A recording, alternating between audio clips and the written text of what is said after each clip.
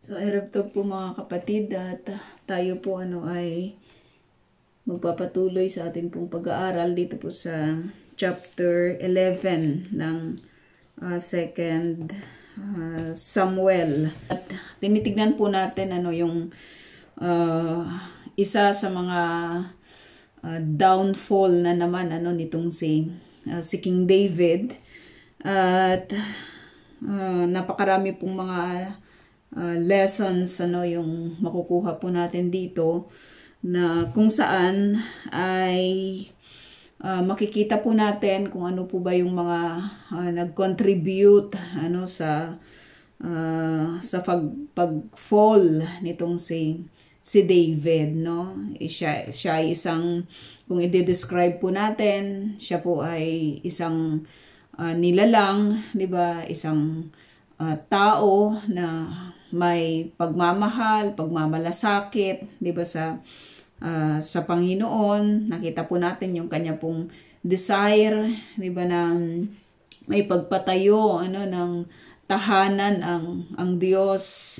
Nakita rin po natin kung gaano po kalaki, 'di ba, yung kanyang pagtitiwala at pagmamahal, 'di ba, sa Panginoon. At marami tayong mga nakaka-amaze na magagandang mga katangian na meron itong si David. Nakita natin yung pagmamahal po niya dito po kay Saul, yung pag-honor po niya, 'di ba, yung pagiging humble niya. Nakita natin na ginawa po niya yung lahat, maging yung pagmamahal po niya, 'di ba, sa kanya pong mga magulang, yung pag-secure po niya sa kanila, 'di ba, sa mga panahon na kung saan ay siya po ay wala pang maayos, 'di ba, na kalalagayan sa buhay. Nakita rin po natin kung paano po siya nag-ingat, 'di ba, sa kanya pong mga kasamahan. Nakita natin lahat 'yon kung paano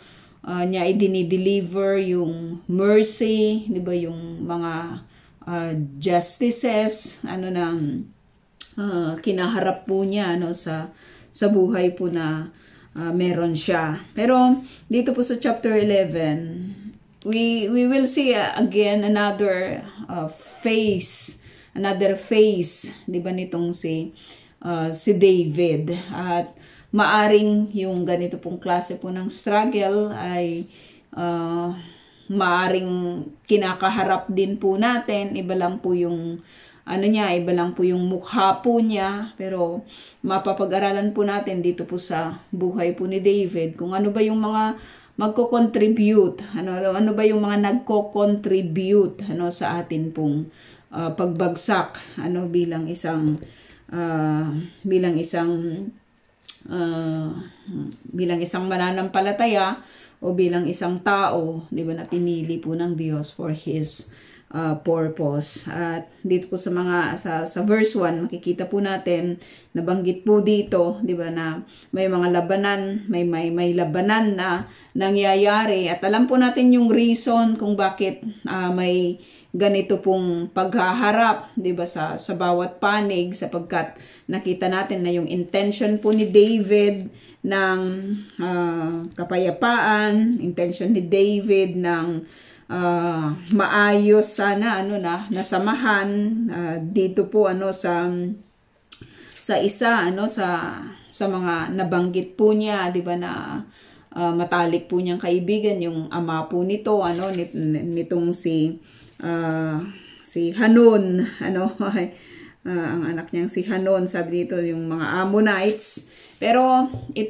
nag-turn po ito, 'di ba, ng ang naging result po ng ginawa ng mga Ammonites ay itong kakaharapin po nila, 'di ba, na battle, Nakita natin na binigyan po ng mga Ammonites ng disgrace, 'di ba, itong mga sugo ni David. And at the same time, katulad ng nabanggit po ni Pastora kagabi, ito po ay pag-reject doon po sa kung sino po yung ruling, yung nire-represent ng mga tao po na ito, na kanya pong na ipinadala po ni David sa sa kanila. Pero nakita natin dito po sa verse 1 ng chapter 11 na itong si David ay nagpaiwan sa Jerusalem, no?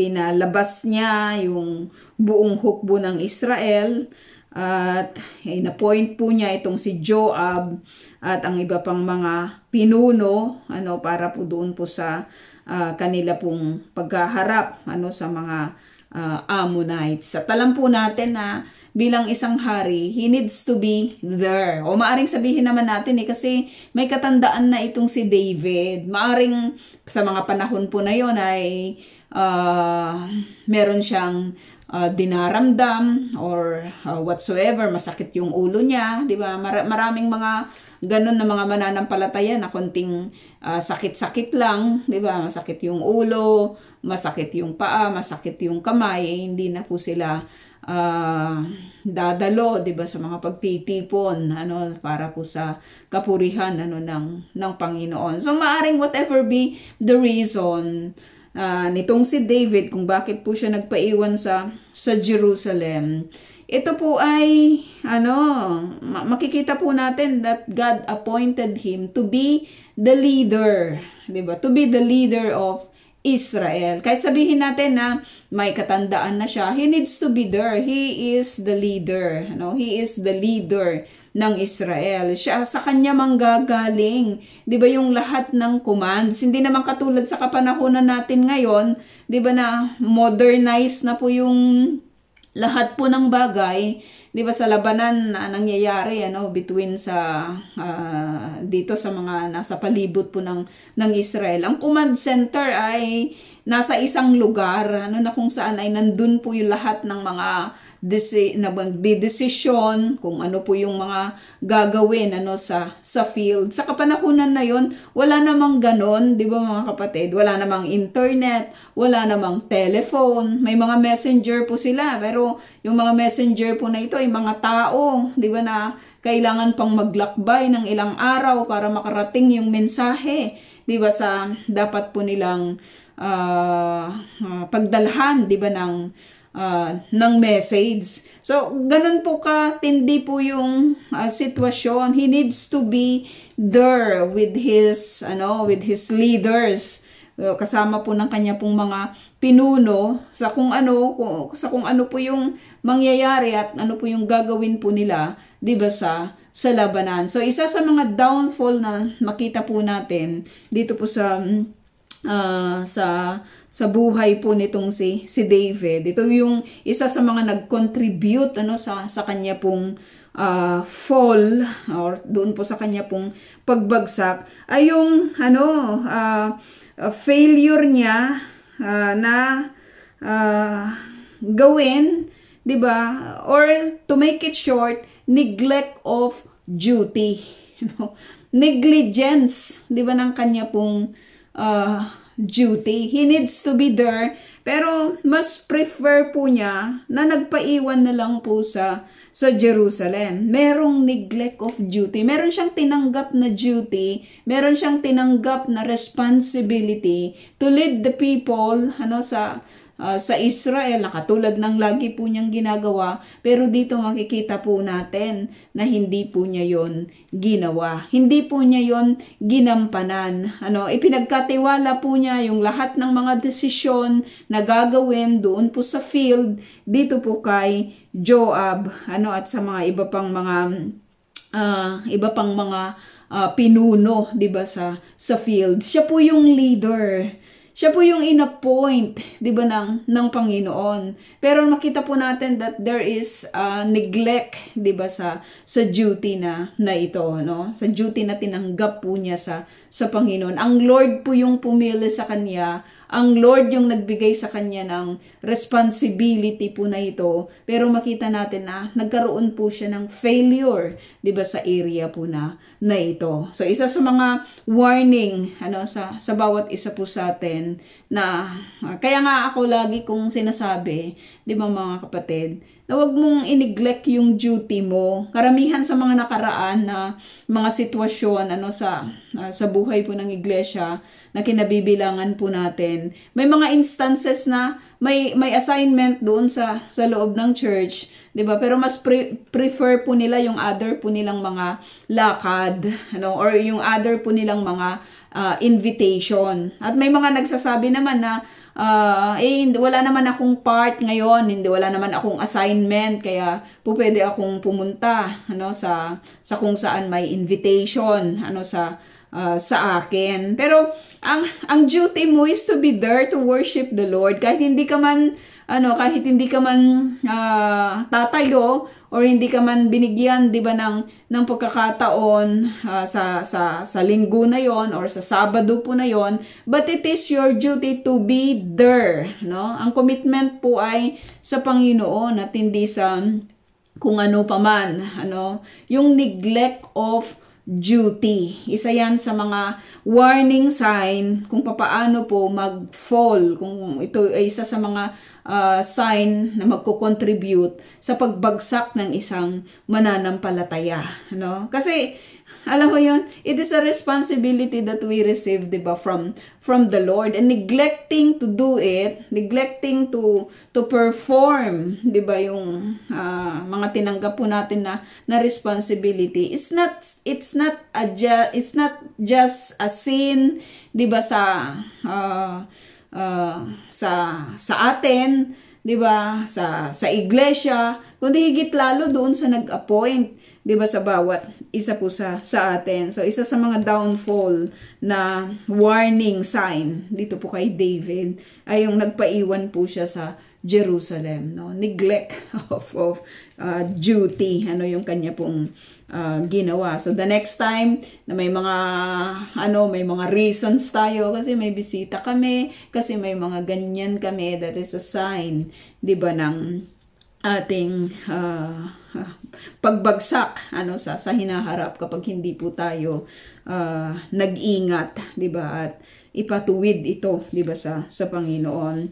At makikita natin doon po sa kanyang pagpapaiwan po sa Jerusalem, dito po sa verse 2. Nakita po natin na, alam mo 'yon, pagkagising niya, 'di ba, itong si David, syempre kapag mag-send ka ng iyong mga ng iyong mga grupo, hindi ka naman mag-send sa katanghaliang tapat. 'Di ba? Magsisend ka lang talaga to prepare, 'di ba, yung lahat ng mga bagay na kailangang i-prepare sa field, lalong-lalo na sa pakikipaglaban. Pa lang, morning pa lang, 'di ba? Early morning, 'di ba? Yung alam mo yung sa madaling araw, madalas ganun, 'di ba, kapag may pupuntahan ka, madaling araw pa lang nag-prepare ka na. Pero ni-prepare mo na lahat ng iyong mga kakailanganin, 'di ba?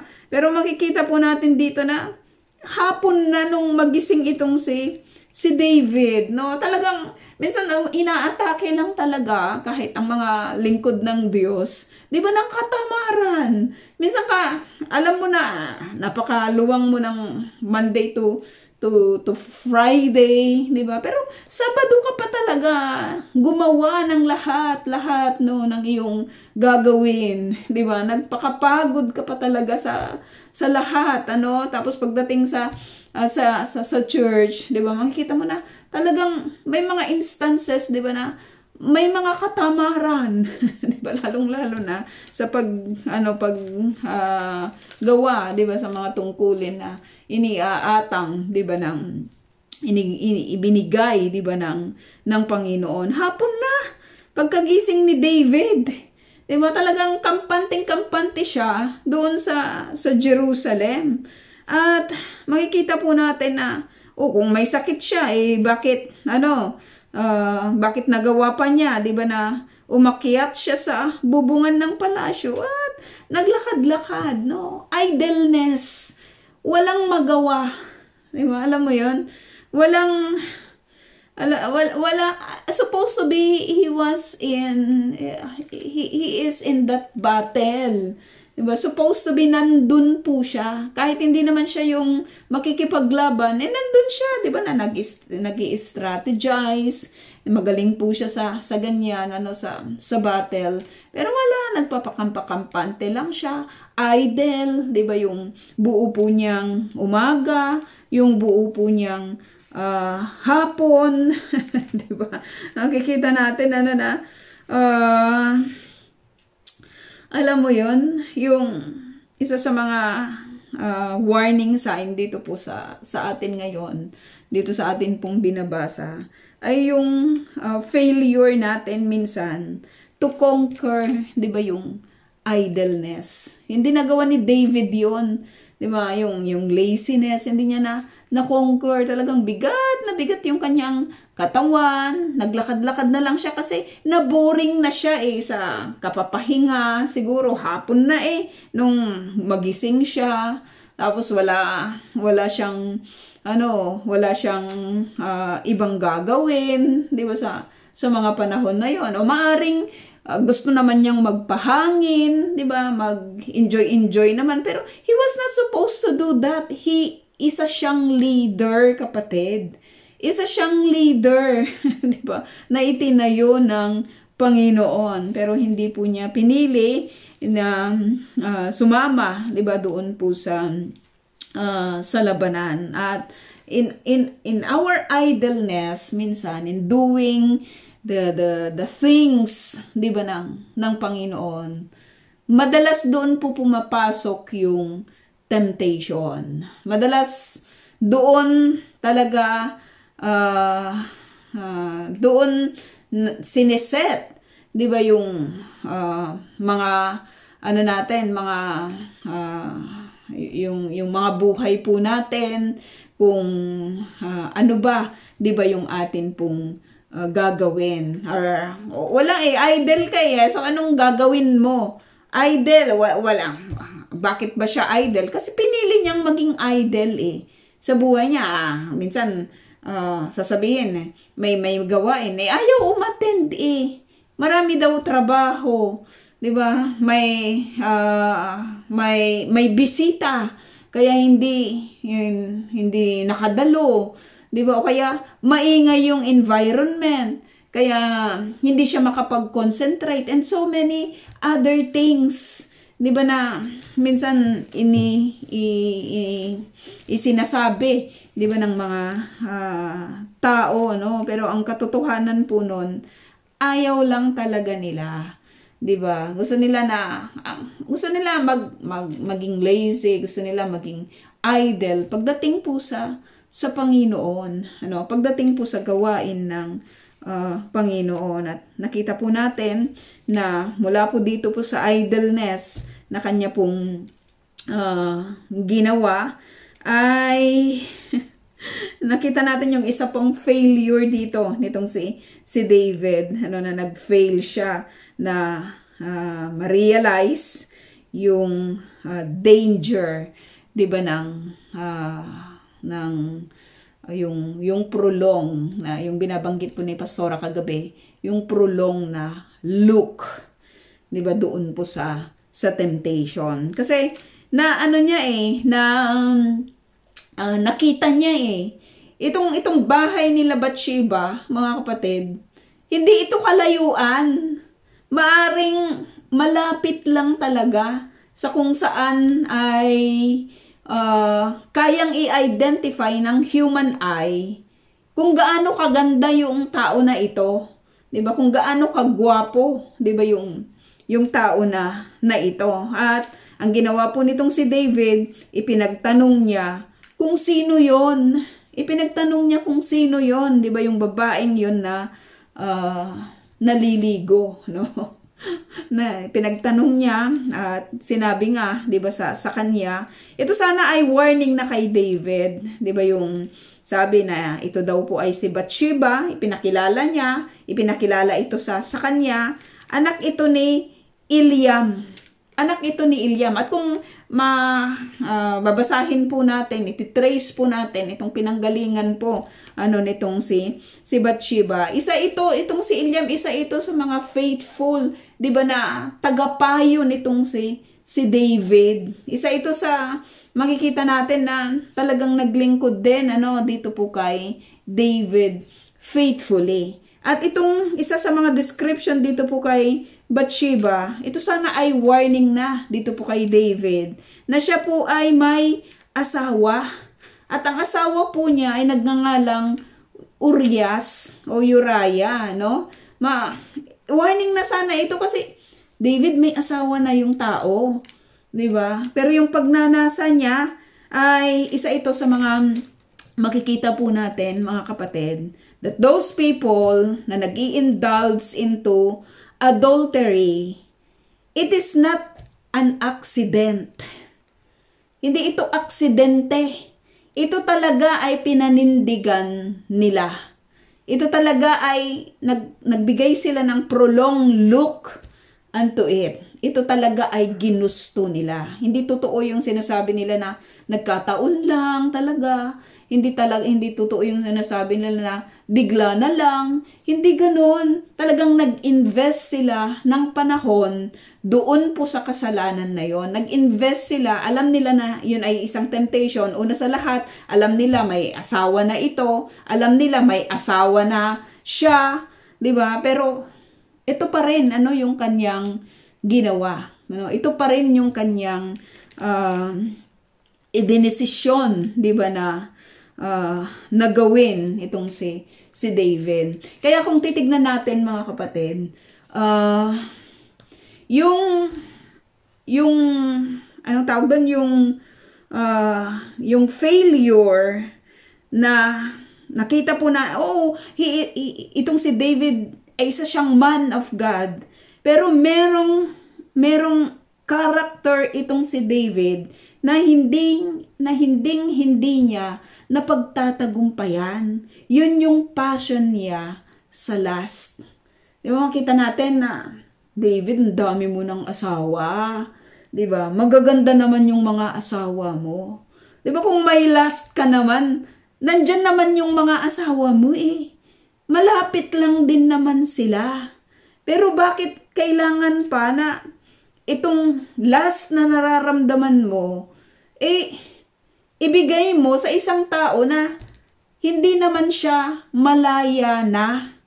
At yung tao na yon, na itong si Urias, ang description sa atin, isa siyang Hittites, isa siyang Hiteo, hindi siya Hudyo, pero in-embrace niya, katulad ni Ruth, in-embrace niya yung God ng Israel, in-embrace niya itong mga Hudyo na ito as his brothers, as his sisters. Pinili niya, isa sa mga conquest na nakita po natin sa mga conquest nila Joshua, na may mga ganito pong klase ng mga tao na pinili po nilang makisama, 'di ba, sa mga Israelita. At isa itong si Urias, 'di ba, sa mga tao po na ito.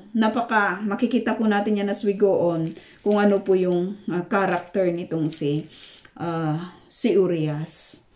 May failure si David na i-deal yung mga unrestrained passion, 'di ba? Bago pa mangyari 'yon. May mga hidden, 'di ba, na mga passions, Kung hindi, minsan ganyan, minsan sa tao, yung makikita po natin, na sa tulpo maraming mga ganito, yung mga homosexuals, 'di ba? Sasabihin nila na kasi mag-asawa ka na lang para maiba yung maiba yung look mo, 'di ba? Yung outlook mo, 'di ba, sa pagdating sa klase ng relationship. Pero alam mo, kapag hindi na-deal 'yon, hindi mo na isinuko, 'di ba, sa Panginoon yung lahat ng bagay, even with marriage, even within the marriage, gagawa yan, 'di ba, ng mga bagay na hindi po magbibigay ng kaayusan, 'di ba, sa kanila pong pagsasamahan. Makikita mo na later on, after, kahit na magkaanak na, makikita mo na mas pipiliin pa rin niya 'di ba, yung makisama doon sa gusto niya kaysa panindigan, 'di ba, yung desisyon niya na magkaroon ng pamilya. Kapag hindi na deal ito early on, mga kapatid, magbibigay ito talaga ng problema. At si David, nakita natin na gano'n, no? Doon sa kanyang kabataan, doon sa kahit noong siya ay nung siya ay nabibigyan niya na ng responsibility, 'di ba, sa Panginoon. Nakikita natin hindi siya nakontento sa iisa, sa dalawa, 'di ba, na asawa. Nag-asawa pa siya ng marami. 'Di ba? Nag-asawa pa siya ng marami, hindi para i-build yung kanyang kingdom, pero dahil yun yung gusto niya, no? So makikita natin na ibang David, ibang David yung atin pong pinag-aaralan ngayon. May mga unrestrained siya na passion. Ano po yung mga passion po natin, mga kapatid? Kasi kung kahit sa mga babae or sa mga binata o sa mga dalaga, kapag kapag ang passion nila ay alam po natin, 'di ba, yung mga sexual immorality, 'di ba, may mga ganyan. Kapag yun yung nagsasatisfy, 'di ba, sa kanila, even within marriage, gagawin nila yon. Hindi mambababae sila, manlalalaki sila. Kasi yun yung hindi na deal, 'di ba, hindi nila naisuko talaga sa Panginoon yung mga passion po na iyon, yung mga desire na yon, yung mga lust na yon, no? Kaya hindi lang sa pagdating sa sexual immorality, kahit naman sa mga pagbili-bili, 'di ba, may mga ganyan, mga pagbili-bili, lust of the eyes, lust of the eyes, ano man yung makita ay kukunin kapag hindi po yan na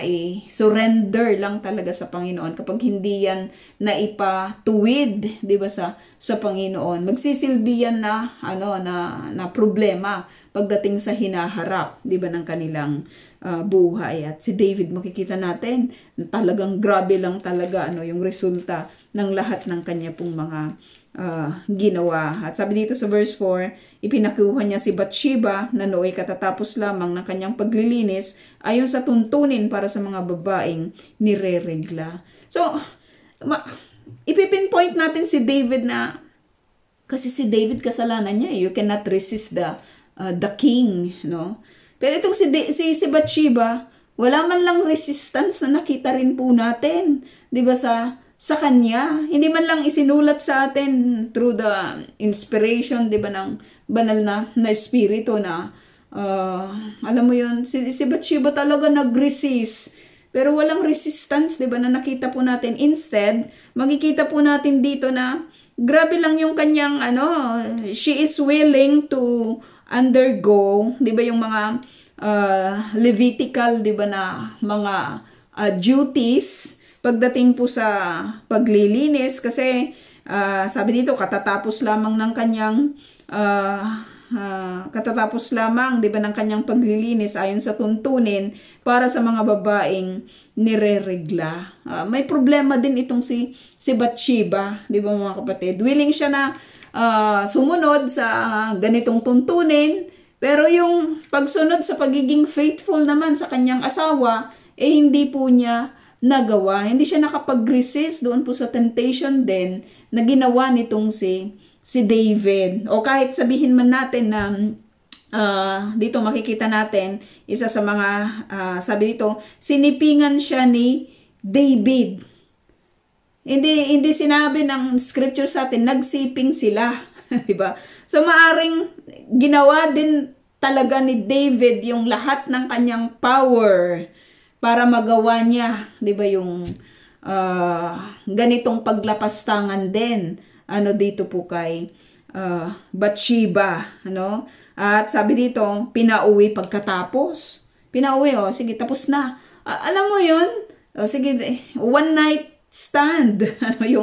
Yung nangyari dito po sa kanila, ni David at saka nitong si Bathsheba, sabi dito, dahil sa nangyaring ito, lamang yung bagay po na yon ay inexpose, inalaw ng Lord na ma-expose yung ginawa po nila, kasi kung hindi nagbuntis itong si Bathsheba, Hindi sana ito malalaman eh. Wala sana silang magiging problema eh. Pero inalaw po ng Lord na yung nangyaring paglapastangan na ito, hindi lamang dito po kay Bathsheba, paglapastangan din ni David sa kanyang tungkulin sa Panginoon, ay nabuntis po itong si Bathsheba.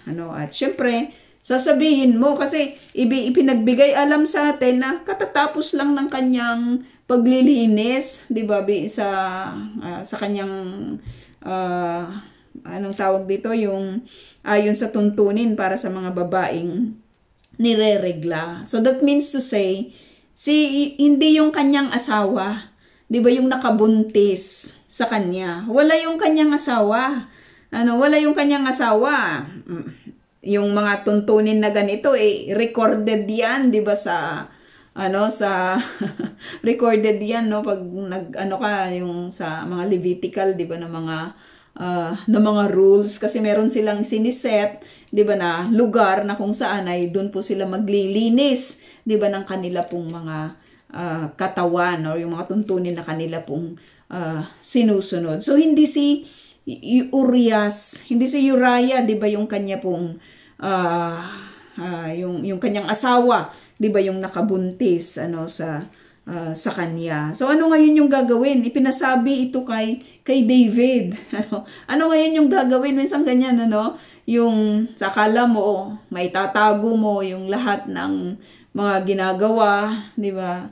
Lalong-lalo na dito po sa mga may asawa dito sa Israel, madalas ganyan malalaman mo na lang nagbuntis si ganyan, nagbuntis si ganito, hindi nila po pwedeng itago, 'di ba, yung kanila pong mga kasalanan na ginagawa, Sabi dito, inutusan agad ni David si Joab na papuntahin sa kanya si Urias na Hiteo. Laging binabanggit dito, laging yung description dito po kay Urias, Hiteo siya, hindi siya Hudyo, hindi siya Israelita, kundi isa siyang Hiteo. At iyon nga yung ginawa ni Joab, Nang dumating ito, tinanong siya ni David, kumusta si Joab at ang mga hukbo? Alam mo yun, yung magpe-play ka as ganyan minsan, 'di ba, yung temptation. Madalas ganito po yung alam mo yung magpe-play ka na you are interested, 'di ba, sa labanan. David, dapat nandun ka, 'di ba? Dapat nandun ka, 'di ba, sa labanan. Bakit hindi si Joab yung iyong kumustahin? Kasi siya yung pinaka-leader doon, Bakit ako? 'Di ba? Bakit ako na isang simpleng isang simpleng army, 'di ba? Ang iyong pagtatanungan, may mga proper authorities naman, 'di ba, na dapat mong pagtanungan. Pero ito yung strategy nitong si David magtatagumpay ba siya o hindi? Ano ang lagay ng labanan? Sinabi pa niya kay Urias, umuwi ka na at sipingan ng iyong asawa sapagkat nanggaling ka pa sa malayong paglalakbay. So yun yung plano nitong si David. Makita po natin na para masalba sana, may mga ganyan, maraming mga ganyan na gumagawa, maging sa kapanahunan po natin ngayon, kapag yung babae nakagawa, 'di ba, ng pagkakasala sa kanya pong asawa, kunyari uuwi yan, magbabakasyon yan, 'di ba, yung mga ganun, kung siya po ay nasa abroad, o kaya kunyari ilalapit niya, 'di ba, yung kanyang sarili dito po sa kanyang asawa, para yung dinadala niya may maraming natutulfo na ganyan yung dinadala niya parang galing, 'di ba, doon po sa kanyang asawa, pero ang totoo nagkasala po siya doon po sa kanilang marital, 'di ba, na vow. Tama yung strategy nitong si David, para ma-save lang yung kanyang sarili. Ito yung pinaka best way pauwiin itong si Urias mula sa labanan, 'di ba, para mapagtakpan, 'di ba, yung kanyang ginawa dito po kay Bathsheba, ano? Mapagtakpan yung itong si Bathsheba hindi man lang umangal din, 'di ba? Hindi man lang alam mo yon, may mga babae din kasi na ganyan, 'di ba, na hindi na lang iimik. Hindi natin alam kung anong nangyari dito kay Bathsheba, hindi man lang siya nag-resist din, 'di ba? O kaya gumawa man ng pamamaraan para ipagtanggol naman, 'di ba, yung kanyang sarili, ano? Pero makita natin hindi po 'yun yung nangyari. So tama yung unang plano nitong si David. Pauwiin muna si Urias, 'di ba, para makasama niya, 'di ba, yung kanyang, sabi dito, sipingan niya, 'di ba, yung kanyang asawa, sapagkat nanggaling pa siya, 'di ba, sa malayong paglalakbay, no? At sabi dito, lumakad nga si Urias, ano, at dito po sa paglakad nitong si Urias, sabi dito, ang hari ay nagpadala pa ng regalo para sa tahanan nito.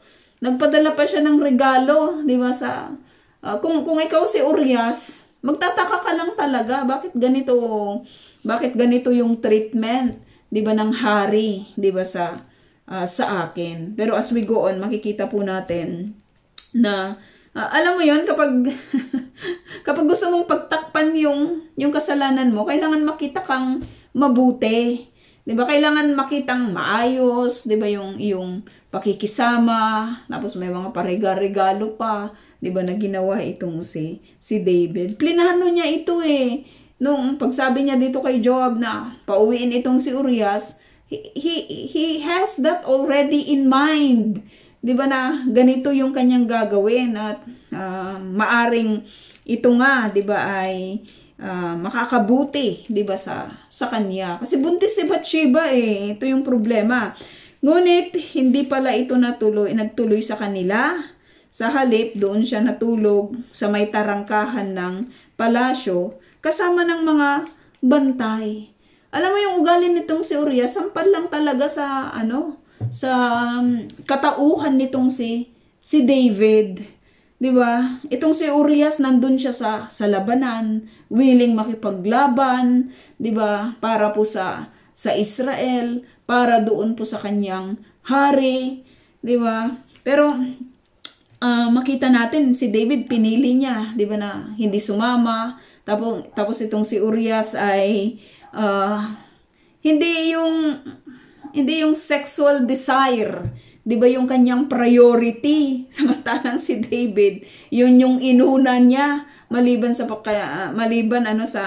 kanya pong kaysa doon po sa kanyang pagganap, 'di ba, ng kanyang tungkulin, no? At ito yung problema, hindi pala umuwi. Nalaman ito ni David at sinabi niya kay Urias, hindi ba't kararating mo lang buhat sa isang mahabang paglalakbay? Bakit hindi ka umuwi? Alam mo, galit minsan, 'di ba, yung mga gumagawa ng kasamaan, yung gumagawa ng kamalian, doon po sa mga taong ang nais lang naman, 'di ba, ay makasunod na magkaroon ng buhay na may katuwiran, 'di ba? Sinita itong si Urias doon po sa kanyang desisyon. Bakit hindi ka umuwi? At makita po natin yung kanyang sagot. Sabi dito, ang kaban ng tipan. Grabe, unang-una sa lahat, mga kapatid, hindi ka Hudyo, hindi ka Israelita. In-embrace mo lang yung God, 'di ba, ng mga Israelita. In-embrace mo yung mga tao na ito bilang hindi iba sa iyo. Tapos grabe yung iyong pagtingin, 'di ba, sa kaban ng tipan. Unang-una sa lahat, yung kaban ng tipan yung nasa puso nitong si Urias, yung nasa mind nitong si Urias. Sabi niya dito, ang kaban ng tipan at ang mga kawal ng Israel at Juda ay nasa mga tulda lamang, at sa labas naman natutulog ang aking pinunong si Joab at ang inyong mga punong kawal. Sa ganitong kalagayan, hindi po maaatim ng aking kaloobang ako'y umuwi upang magpakaligaya sa piling ng aking asawa. Sa harapan ng Diyos, hindi ko po magagawa iyon. Grabing sampal ito kay David, 'di ba, mga kapatid? Ito ay isang salmis na sinasabihan nitong si Urias. Ito ay isang lingkod ng Diyos na marami nang napatunayan ang Diyos, 'di ba, sa buhay niya. Itong tao na ito, marami nang nangyari, 'di ba, sa buhay niya, kung paano po siya itinayo muli, 'di ba, pinagpala, 'di ba, ng Panginoon. Pero makikita po natin, magkaiba sila ng paninindigan nitong si Urias. Itong si Urias, ang passion po niya, 'di ba, ay yung kaban ng tipan, yung kanyang leader, 'di ba, yung mga kawal ng Israel na, alam mo 'yon, magsasakripisyo din ako, 'di ba? Sabi niya, hindi talaga maaatim ng aking puso na magpapakaligaya ako, 'di ba, sa piling ng aking asawa, samantalang yung mga kasama ko, 'di ba, ay ganito yung kanilang sitwasyon. What a man of God, 'di ba, yung nakikita po natin dito po kay Urias, no? Dito po kay Uriah, no? At grabe lang talaga si David, 'di ba? Yung passion niya hindi niya nakokontrol samantalang yung tao na ito na kanyang kaharap ngayon, ang lapit lang ng bahay nila, 'di ba? Pero hindi 'yun yung kanyang inuna. Tungkulin muna niya, 'di ba, yung kanyang inuna kaysa doon po sa kanyang personal, 'di ba, na interest, no? Kaya sabi ni David kay Urias, dumito ka muna ng isa pang araw at bukas ka na umalis. So, hindi nag-workout yung unang plan.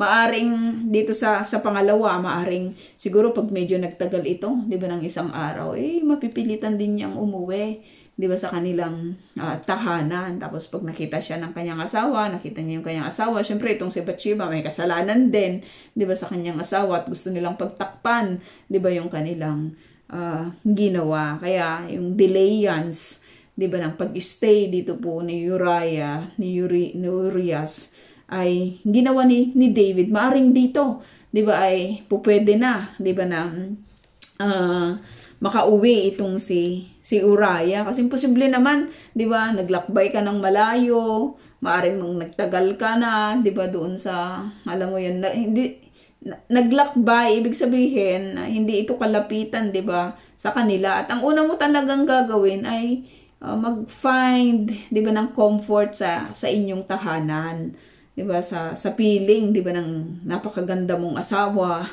'di ba. Pero sabi dito, kaya nanatili siya sa Jerusalem ng araw na iyon. Kinabukasan, inanyayahan ni David sa pagkain si Urias at ito'y kanyang nilasing, Makikita natin what a man of God can do, mga kapatid, para pagtakpan yung kanyang kasalanan, no? May mga instances ba sa buhay po natin na tinatakpan din po natin yung ating pong mga kasalanan at hindi po ito nakakabuti, 'di ba? Lalong itong lumalaki at maraming mga tao yung nadadamay dahil sa ating pagtakip, 'di ba? Instead of asking God, 'di ba, yung i-confess, 'di ba, sa Lord, i-confess sa iglesia, 'di ba, sa mga tao na maaring makatulong po sa atin. Mas marami po yung pumipili, 'di ba, na itago po, 'di ba, yung kanila pong mga kasalanan, no? So itong si David, nilasing niya itong si Urias. Hindi rin ito umuwi ng gabing iyon. Ano bang klaseng tao to? 'Di ba? Nilasing mo na nga. Supposed to be, hindi na niya alam yung kanyang gagawin. 'Di ba? At uuwi siya doon sa kanyang bahay. No? Maring sabihin ni David, ihatid ninyo siya sa kanyang bahay. Kasi hindi niya alam yung kanyang papunta roon. Pero hindi rin yun ang ginawa nitong si Urias. Natulog siya, nakasama rin ng mga bantay, no? Faithful servant, 'di ba, ng hari, faithful servant ng God, no? Sa mga bantay pa talaga, hindi magbabantay ako kahit wala ako sa labanan, nandito ako sa palasyo ng hari, magbabantay ako. It is my duty, 'di ba, na magbantay. It is my duty to guard the king. It is my duty, 'di ba, na gampanan yung ganitong tungkulin. Binibigyan ka na nga ng leave di ba, ng king. Pero hindi, sabi ni Uriah, hindi, nasa duty pa rin ako. Di ba, hanggat hindi nabibigyan yung kaban ng tipan ng kanyang tahanan, hanggat ang mga kasama kong mga kawal ay nasa field pa nakikipaglaban, hindi rin ako, 'di ba? Hindi rin ako uuwi at magpapakaligaya, 'di ba, sa piling ng aking asawa. What a faithful man, 'di ba? Nakikita ko samantalang si David, nagpahinga siya, 'di ba? Yung kanyang passion in-entertain niya. Samantalang ito, 'di ba? Ibang-iba, 'di ba, sa kay David, no? Sabi, kinabukasan sumulat si David kay Joab at ipinadala kay Urias, okay? Pangatlong plano, hindi ko talaga makukuha yung taong ito. Lalaki na yung tiyan nitong si Bathsheba. Kaya sabi niya, ganito na lang. Do you think nakakatulog si David sa kaiisip kung ano po yung kanyang gagawin? Kasi sabi dito, kinabukasan, syempre nagpuyat siya kinagabihan kung ano yung isusulat dito po kay Joab. At sabi dito, ganito ang nilalaman, ilagay mo si Urias sa unahan kung saan mainit ang labanan, pagkatapos iwan mo siya roon at bayaan mo siyang mapatay. Grabe yung sulat na yun, kapatid. Si Urias pa ang magdadala, 'di ba, dito po kay Joab, no? Grabe lang na sana hindi basahin ni Urias, 'di ba, yung letter habang siya po ay nagta-travel. Pero kahit in that point, makikita po natin na pwede mong pagkatiwalaan yung tao na ito. Grabe lang talaga yung faithfulness niya, 'di ba, sa kanyang duty, na hindi niya binasa yon, na yun pala yung sulat na yun magdadala sa kanya sa kamatayan. Kung binasa niya yon, 'di ba, maiiba sana yung kwento, pero dahil napaka-faithful ng tao po na ito, nakita natin ibinigay niya yung sulat na yon. At sabi dito 16, habang pinapaligiran nila Joab ang lungsod, inilagay niya si Urias sa gawing malalakas ang kaaway. Itong si Joab, he knows exactly kung sino si David Alam niya, halos kasama na niya lagi ito 'Di ba? Alam niya yung isip, alam niya yung puso, alam niya yung takbo, 'di ba, ng utak po nitong si David. Pero hindi rin siya nagtanong. Kilala nitong si Joab itong si Urias, 'di ba, bilang kanilang faithful na kasama sa army. Pero hindi siya nagtanong bakit. Alam natin yung karakter nitong si Joab, 'di ba, mga kapatid? Na kapag meron siyang ayaw, talagang gagawin niya yung kanyang gusto. No, kahit hindi pa ito sinasang-ayunan ng hari. Pero pagdating po dito kay Urias, alam mo yung nagkakaintindihan sila, 'di ba, ni David, no? May personal interest ang hari, kaya pagbigyan na, 'di ba? Wala namang mawawala, no? Maaring ganun ang nasa isip nitong si Joab. Kaya sinunod niya, no? Without even questioning, bakit si Urias ilalagay mo diyan? 'Di ba? Bakit si Urias? Anong nangyari? Bakit mo siya pinatawag? Pero walang ganon, 'di ba, nangyari. Hindi ito threat kay Joab. Kasi kung threat ito na katulad ni Abner, siya mismo, 'di ba, yung siya mismo yung tatapos, 'di ba, sa buhay nitong si Urias. Pero hindi threat si Urias, 'di ba, sa kanila, At hindi man lang siya nag-aas, 'di ba, dito po kay David kung ano yung dahilan. Lumabas ang mga kaaway mula sa lungsod at sinalakay ang mga kawal ni Joab, napatay ang ilang pinuno ni David kasama si Urias. Alam mo yun, kapatid, kasalanan ng isang tao na hindi niya mai-confess, marami pa yung madadamay. At ang madadamay dito, mga faithful pa, 'di ba, na lingkod ng hari, no? Minsan kapag yung mga kasalanan natin na hindi natin nako-confess, marami lang talagang madadamay diyan, 'di ba? Maraming masasaktan. No? Sa tingin mo kapag nalaman, 'di ba, na ganito yung iyong ginagawa, 'di ba? Ikaw lang ba yung magsusuffer? Hindi, magsusuffer din ang church. Magsusuffer ang iyong family, 'di ba? Magsusuffer yung mga dear to you at yung pagtingin ng mga tao, 'di ba, sa iyo. Pero marami yung naninindigan, hindi, ito talaga yung gusto ko, 'di ba? Pero makikita natin i-deal din siya, 'di ba, ng Lord pagdating ng panahon, no? Sabi dito, sinacrifice nila David, nitong si Joab, yung mga ilang pinuno. Supposed to be hindi dapat ganoon, pero dahil nga doon sa kasalanan na gustong pagtakpan, kaya nangyari yung mga bagay na yun. Wala man lang halaga sa kanila, 'di ba, yung buhay ng tao, no? Grabing cruelty. Ipinadala ni Joab kay David ang ulat tungkol sa labanan, ngunit ito ang ipinagbilin niya. He knows exactly. 'Di ba itong si David, yung sinasabi ko po kanina, na talagang orchestrated na yung lahat ng bagay, no? Sabi dito, matapos mong ibalita sa hari ang tungkol sa labanan, maaring siya'y magalit at itanong, bakit kayo nagpakalapit sa lungsod? Hindi ba ninyo alam na maari kayong panain mula sa itaas ng pader? Hindi ba ninyo alam ang dahilan ng pagkamatay ni Abimelech na anak ni Gideon? Alam na agad ni di ba? Alam na agad ni Joab kung ano yung sasabihin ng hari. Alam na niya kaagad kung ano yung he knows exactly who David is.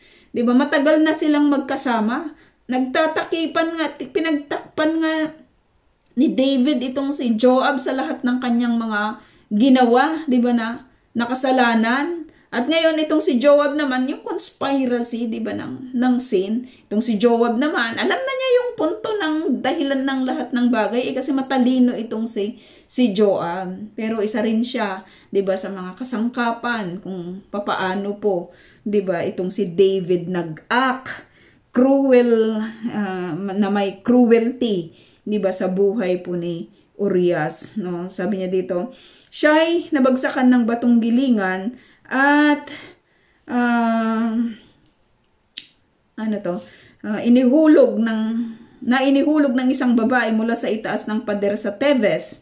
Bakit masyado kayong lumapit sa pader? Kung magkagayon, sabi ni Joab, saka mo sabihin na patay na rin si Urias. Kung magalit yung hari, sabihin mo lang patay na si Urias, mawawala na yung kanyang galit. Conspiracy. Diba? Yung, alam mo yun, yung selfish lang talaga na ambition. Nagkaisa yung dalawang mga pinuno na ito. Diba? Para sa buhay ng isang inosente, ng isang faithful, diba, na lingkod ng hari. Diba? At ganun din, no? Dito po kay Joab. No? Grabing kasamaan, kapatid. Diba yung kanila pong ginawa dito po sa buhay ni Urias, dahil gusto lang pagtakpan, 'di ba, yung last nitong si David. Ang dami na niyang asawa 'di ba? Hindi pa ba sapat yung yung ilang niyang asawa? Pero yun nga, sabi ko kanina, kapag hindi na-deal yung mga unrestrained na passion, kapag hindi na isuko, 'di ba, sa Panginoon, magbibigay yan talaga ng problema. Yung mga nanlalalaki at saka yung mga nambababae, no? May problema sila sa last. Sa totoo lang, no? Yun lang talaga yung kanilang problema. At madalas, no, hindi yan natitreat ng pag-aasawa, 'di ba, yung mga ganon, or hindi natitreat ng anumang mga bagay unless, 'di ba, ito po talaga isuko nila, 'di ba, sa Panginoon, no? Isuko nila sa Lord. Kahit yung mga walang may mga asawa, 'di ba? Yung mga nagdi-deal sa mga fornications, problema nila last, 'di ba? Last of the flesh. At hindi nila 'yon napagtatagumpayan unless, 'di ba, isusuko talaga nila ito, 'di ba, sa Panginoon. Lumakad ang mga sugo at nagulat kay David ayon sa sinabi ni Joab. Sinabi niya sa hari, lumabas po ang maraming mga kaaway at nilusob kami, ngunit napaurong namin sila hanggang sa may pasukan ng lungsod. Noon po nila kami tinudla mula sa pader at ilan sa inyong mga pinuno ang napatay. No? Napatay rin po si Urias. Agad-agad ng sinabi ng sugo itong napatay na rin po si Urias para hindi na magalit itong si Haring David, hindi na questionin yung kanilang move, kasi ang purpose naman talaga is patayin itong si Urias. Nag-sacrifice pa sila ng ilang mga pinuno, no, para lang dito sa selfish ambition, 'di ba, ng isang ano bang tawag natin sa Tagalog, yung yung babaerong hari, or yung may term na medyo mabigat, malibog, 'di ba, na hari, no? Sabi dito, sumagot si David, kung gayon, sabihin mo kay Joab na huwag ikalungkot ang nangyari, sapagkat talagang ganyan. Oh, David, alam mo ba yung iyong sinasabi? 'Di ba? Grabe naman, huwag ikalungkot. Mga faithful people yung nawala. At plinano nyo yung kanilang kamatayan, tapos huwag kayong malungkot. Grabe lang talaga. Bakit itinuturo sa atin ito, 'di ba, ng scripture? Kasi para makita natin, mga kapatid, na ang nagagawa ng kasalanan ay kasamaan. Grabe lang talaga yung nagagawa ng kasalanan. No, sabi dito, may napapatay. Sabi dito, ganyan talaga yung labanan. No? Ganyan talaga yung labanan. You orchestrated it. You planned it. Diba? Pero kahalayan, no? Sorry po, yung kahalayan nitong si David. Ano? Hindi niya yung kasi napagtagumpayan kahit sa kanyang alam mo yon, sa kanyang katandaan. Diba? Hindi niya napagtagumpayan. Meron po ba kayong mga hindi napagtatagumpayan? Meron po ba tayong hindi napagtatagumpayan? Diba, sa ating buhay na madalas lagi tayo doon bumabagsak, no? Lagi tayo doon bumabagsak, no? Yung iba ayaw sagutin, diba, yung mga ganyang mga katanungan. But that's the reality, diba, sa buhay na ito. Whether you confess your sin or ingatan mo yung kasalanan mo, diba, ilihim mo hanggang sa expose sa'yo, diba, ng Panginoon, at hindi mo na mariredeem, diba, yung kahihiyan, makikita, diba, sa buhay mo. Ipagpatuloy ninyo ang paglusob hanggang sa mawasak ang lunsod. Sabihin mong huwag masisira ang kanyang loob. Wow, diba? You're playing safe dito, David. Diba? Sa harap ng sugo. Parang parang ang cute-cute mo. Diba? Mabuti kang hari. Pero sa katotohanan lang, diba, makikita natin dito sa last part. Sabi dito, nang mabalita ni Bathsheba na napatay si Urias, siya'y nagluksa. Dapat lang. Pagkatapos ng pagluluksa, pinatawag siya ni David at naging asawa nito. Diba? Alam ni Joab ito. Si Joab pa matalino. Diba? Nagkaanak siya ng isang lalaki. Pero yung lahat ng iyon, mga kapatid, na ginawa po nitong si David, hindi nalugod si Yahweh sa ginawang ito ni David. Maring tanungin natin, ba't hindi agad-agad pumasok sa sin, 'di ba, si Yahweh? Bakit madalas ganyan bakit kasi, Lord, pinabayaan niyo ako, 'di ba, na ganito yung aking gagawin? O nasa lahat kinonsult ba si God sa area na ito? 'Di ba hindi? Yung selfish lang na desire nitong si David ang kanyang entertain. Tapos ngayon i-involve si Lord, 'di ba, sa kanilang pagkakasala. Plinano niya lahat Plinano niya lahat ng mga nangyari dito. Nakita natin na talagang nag-ugat-ugat, 'di ba, yung kanya pong mga kasalanan na nag-lead sa kanyang pagiging murderous, no? Magplot ng murder ng hindi lang isang tao, kundi may mga tao pa na iba na nasakripisyo ang kanilang buhay dahil doon po sa kanyang selfish, di ba, na desire, yung kanyang kahalayan na hindi niya napagtatagumpayan. Napagtatagumpayan kahit doon sa kanyang di ba, doon sa kanyang pagkakasakit ay meron pa siyang inasawa muli. Diba? Grabe lang talaga itong si David. Pero may mga sinulat siya later on na makikita po natin na sinasabi niya na talagang dapat hindi ko pinangalagaan, 'di ba, yung dapat hindi ko in-entertain, 'di ba, yung kasalanan, yung kasamaan. Na-realize niya, 'di ba, yung kanya pong pagkakamali at lang lahat ng mga kanyang ginawa dito sa chapter 11. Isa lang yung ating masasabi, hindi nalugod ang Diyos sa lahat ng kanyang ginawa. So, erog po at itatype ko na lang po yung ating question.